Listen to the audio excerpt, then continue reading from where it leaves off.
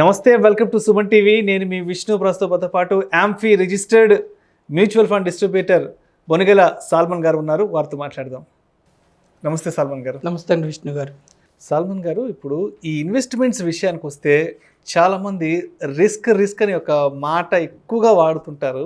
So అసలు risk అంటే ఏంటి, మ్యూచువల్ ఫండ్స్ విషయానికి వస్తే ఆ రిస్క్ అనేది ఎలా ఉంటుంది, రిస్క్ని ఫేస్ చేయలేని వాళ్ళు ఎటువంటి మ్యూచువల్ ఫండ్ స్కీమ్స్లో ఇన్వెస్ట్ చేయాలంటారు? విష్ణు గారు, రిస్క్ అంటే మన యొక్క క్యాపిటల్, మనం పెట్టిన డబ్బు కంటే కిందకి వెళ్ళటాన్ని రిస్క్ అంటారు. సపోజ్ నేను ₹1,00,000 పెట్టాను, 80,000 70,000 అయిందనుకోండి, నాకు నష్టం కదా, రిస్క్ అంటారు. ఓకేనా విష్ణు గారు?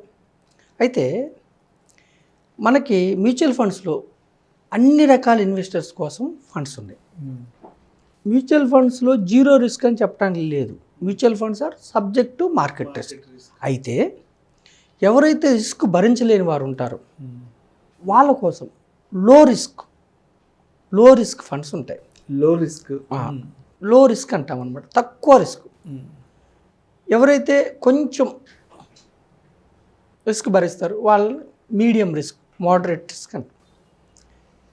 ఎవరైతే రిస్క్ అంటే ఒక 2-3 years నష్టం వచ్చినా పర్వాలేదు అనుకుంటారు, హై రిస్క్ ఫండ్స్ కూడా ఉంటాయి.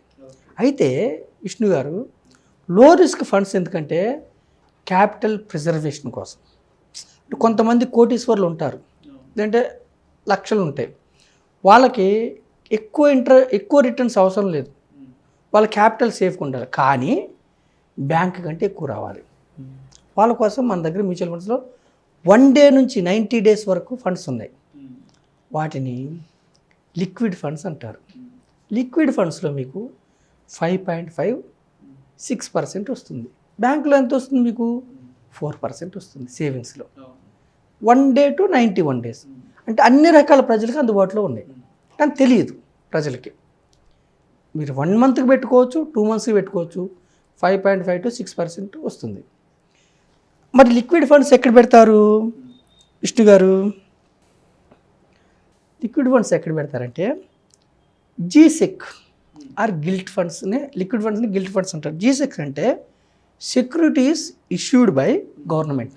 ఓకే, గవర్నమెంట్ సెక్యూరిటీస్ ఇష్యూ చేసింది అనుకోండి, డిఫాల్ట్ అవుతుందా? గవర్నమెంట్ డిఫాల్ట్ అవుతుందా? అవ్వదు. కాబట్టి కొంచెం ఇంట్రెస్ట్ తక్కువ వస్తుంది. 1 day to 90 days వరకు G sec or gilt funds or liquid funds. తర్వాత ఈ లిక్విడ్ ఫండ్స్లోనే ట్రెజరీ బిల్స్, వీళ్ళు ఇలా ఇన్వెస్ట్ చేస్తారు. ఇవన్నీ మనం తెలుసుకునే పని లేదు, నేను ప్రజలకు అవగాహన కోసం చెప్తున్నా. ట్రెజరీ బిల్స్ అంటే ఏంటి? షార్ట్ టర్మ్ డెట్ ఇన్స్ట్రుమెంట్స్, కొద్ది కాలం కోసం. ఎవరిస్తారు ట్రెజరీ బిల్స్ అంటే issued by reserve Bank of India on behalf of government of India. Government బదులు రిజర్వ్ బ్యాంక్ ఇస్తుంది ట్రెజరీ బిల్స్. మనం డబ్బులు పెట్టినంత మాత్రం లిక్విడ్ ఫండ్స్లో ఇవన్నీ మనం తెలుసుకునే పని లేదు. జస్ట్ ఖాళీ మనం లిక్విడ్ ఫండ్లు ఇన్వెస్ట్ చేస్తే మన మ్యూచువల్ ఫండ్ సంస్థ వాళ్ళు గవర్నమెంట్ సెక్యూరిటీస్లో కొంత పెడతారు, ట్రెజరీ బిల్స్లో కొంత పెడతారు. Reserve Bank of India default అవుద్దా? వడ్డీ. అలాగే సర్టిఫికేట్ ఆఫ్ డిపాజిట్స్ 1 year కోసం, 91 days నుంచి 1 yearకి పెడతారంటే bond funds, certificate of deposits. అవేంటి? బ్యాంక్స్ ఇష్యూ చేస్తాయి సర్టిఫికేట్ ఆఫ్ డిపాజిట్స్. అలాగే ఫైనాన్షియల్ ఇన్స్టిట్యూషన్స్, ఇప్పుడు బజాజ్ ఫైనాన్స్, అట్లా కొన్ని ఫినాన్స్ సంస్థలు ఉంటాయి, వాళ్ళు సర్టిఫికేట్ ఆఫ్ డిపాజిట్స్. ఇవన్నీ మనం తెలుసుకునే పని లేదు, లిక్విడ్ ఫండ్స్లో ఇన్వెస్ట్ చేస్తే ఇవి ఆటోమేటిక్గా వస్తాయి. తర్వాత కమర్షియల్ పేపర్స్ ఏంటి? Short term securities up to 1 year. Commercial papers ఎవరు ఇష్యూ చేస్తారంటే companies. Suppose Reliance industries, Tata consults, అలా కమర్షియల్ పేపర్స్ అంటే వాటికి ఒక ఫిక్స్డ్ మెచ్యూరిటీ ఉంటుంది. ఓకేనండి విష్ణు గారు? అలాగే బాండ్స్ 91 days నుంచి 3 years అనుకోండి, బాండ్ ఫండ్కి వెళ్తాం, డెట్ ఫండ్కి వెళ్తాం. ఇవి బాండ్స్ ఎవరు ఇష్యూ చేస్తారు? ఒక 1 yearకి, 2 yearsకి, 3 yearsకి గవర్నమెంట్ కానీ పబ్లిక్ సెక్టార్ కంపెనీస్ బాండ్స్. ఇప్పుడు అమరావతి బాండ్స్ ఉందా? అలా అన్నమాట. గవర్నమెంట్ డిఫాల్ట్ అయ్యే అవకాశాలు తక్కువ. బాండ్స్ గవర్నమెంట్స్ కానీ పబ్లిక్ సెక్టార్ కంపెనీస్ కానీ బాండ్స్ ఇస్తే ప్రైవేట్ కంపెనీస్ డిబెంచర్స్ అంటారు. బాండ్ ఫండ్లో మీకు 8%, 9% అలా ఉంటుంది. బాండ్ ఫండ్లో మీరు 3 years ఉంటే మీకు క్యాపిటల్ గెయిన్ మీద ఇండెక్సేషన్ బెనిఫిట్ ఉంటుంది. అంటే ఎవరైతే ఎఫ్డీలో పెట్టే బదులు మనకి బాండ్ ఫండ్లోకి వెళ్తే అరౌండ్ 8%, 9% వస్తుంది. మరి రిస్క్ ఉంటుందా? Mutual fund subject market risk కానీ ఇక్కడ ఏంటంటే రిస్క్, మనం బాండ్స్ ఏం చేస్తాం, ఒక కంపెనీ బాండ్ కాకుండా 20 కంపెనీస్, క్రిసిల్ అనే సంస్థ రేటింగ్ ఇస్తుంది. AAA అంటే AAA అనే కంపెనీస్ డిఫాల్ట్ అయ్యే అవకాశాలు చాలా తక్కువ. అలా AA, సింగిల్ ఏ అంటే క్రెడిట్ రిస్క్ ఎంత తక్కువ రేటింగ్ ఉంటే అవి అంత ఎక్కువ ఇంట్రెస్ట్ ఇస్తాయి, కానీ రిస్క్ ఎక్కువ ఉంటుంది. అందుకని మనకి స్టాండర్డ్ కంపెనీస్, స్టాండర్డ్ బాండ్ ఫండ్స్లో మనం ఇన్వెస్ట్ చేస్తాం.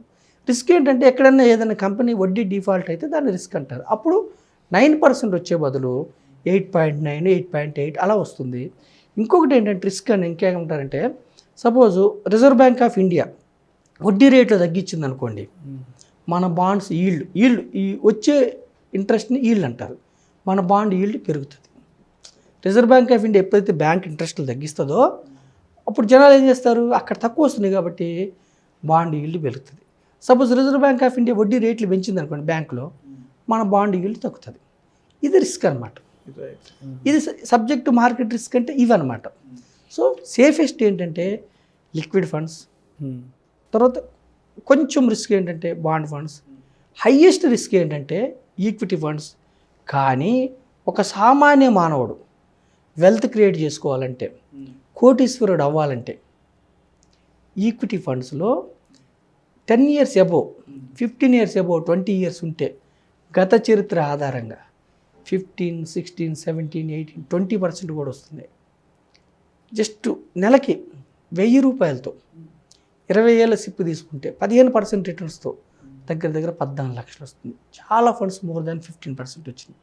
అంటే వెల్త్ క్రియేషన్ కోసం ఈక్విటీ ఫండ్స్కి వెళ్ళాలి. Equity is a wealth creator, liquid and bond is a wealth preservator. Right. ఈక్విటీలో మనకి వాలటిలిటీ మార్కెట్ వల్ల మీకు డౌన్ అయినప్పుడల్లా మార్కెట్ ఎక్కువ యూనిట్స్, ఎక్కువ షేర్లు వస్తాయి కాబట్టి మీకు మేలు జరుగుతుంది. కానీ ఈక్విటీ ఫర్ లాంగ్ టర్మ్.